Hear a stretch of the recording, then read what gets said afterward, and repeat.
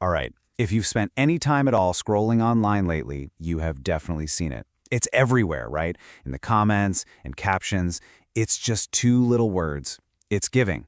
But somehow, that tiny phrase packs a huge punch. It captures a whole mood and entire aesthetic all in one go. So where did it come from, and what does it actually mean? Well, we're going to break it all down. So let's get right to it. What is really going on here? I mean, the words themselves couldn't be simpler, but the meaning? That's surprisingly deep. To really get it, we have to look way beyond just the words on the screen. To understand how this phrase works its magic, you really have to look at its parts. It's a fantastic little story about language, culture, and, the incredible power of a vibe. Okay, first things first, let's look at the anatomy of the phrase. We're going to deconstruct the language just to see how this thing is built from the ground up.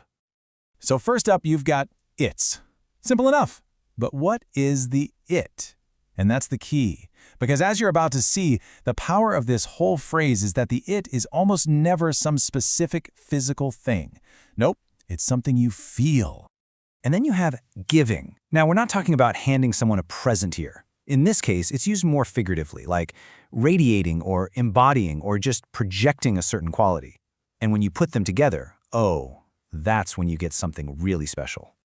And here it is. This is kind of the aha moment. Because when you combine that abstract it with that figurative giving, you create this super powerful tool for describing one thing above all else, a vibe. And here is the official key. Its giving is used to describe the vibe or the impression of something. Now, even though it feels super current, its roots actually run deep. It comes from the language of Black and queer ballroom culture. It was this powerful, really efficient way to comment on a look, an attitude, or a performance. See, it's not about a literal action. It's about capturing an entire essence in a couple of words. So now that we've got the definition and its important cultural history, let's see how it actually works out in the wild. Okay, take this classic example. It's giving 90s nostalgia.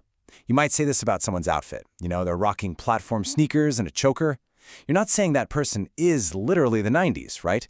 You're saying their whole look, their entire energy is just radiating that specific vibe. It's like a snapshot of a feeling. And the versatility here is absolutely incredible. That mysterious it we were talking about before, it can be pretty much anything. An outfit? Sure, that's an easy one, but it can also be a painting that just has a certain energy, or even a social situation that feels a little bit awkward. It's giving tense. It can even just be the general mood in a room. Basically, if something has a distinct vibe, you can use this phrase to describe it. And this really gets to the heart of why a phrase like this matters so much. This isn't just some throwaway slang. It's a perfect example of how our language is constantly evolving, often borrowing from super creative subcultures to help all of us communicate more complex ideas, especially online. The journey of this phrase is just fascinating, isn't it? It started inside a very specific cultural lexicon, and now it's been adopted so widely that it's become a key part of the modern internet vernacular. It's a perfect example of how language just bubbles up and completely reshapes how we all talk to each other. We are literally watching culture and language evolve in real time. So all of this leaves us with a really fascinating final thought. Its giving clearly filled a need we had to quickly and powerfully describe a vibe. So what's next? What's that subtle feeling or complex situation that we just don't have the right words for yet? The next viral phrase is probably just around the corner, waiting to help us explain our world just a little bit better.